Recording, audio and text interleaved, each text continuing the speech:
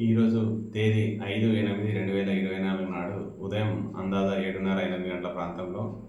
BDL Banur PS లిమిట్స్‌లో SP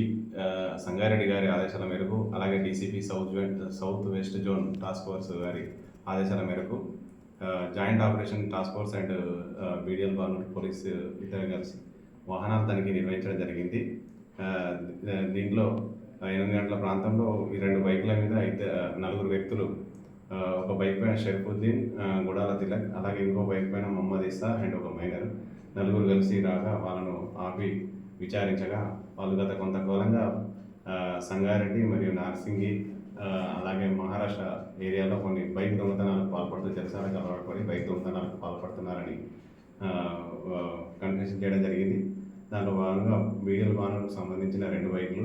అలాగే సదాశివపేటకు సంబంధించిన ఒక బైకు, మహారాష్ట్ర ఉమర్గాకి సంబంధించిన ఒక బైకు, నాసిక్ సంబంధించిన రెండు బైకులు, అలాగే సంగారెడ్డి రూరల్కి సంబంధించిన ఒక బైకు, పూర్తిగా 7 బైకులు ఈరోజు వాళ్ళ కన్ఫెషన్ ఫ్రమ్ సీజర్ పంచనామా ఆధారంగా స్వాధీనపరచుకోవడం జరిగింది.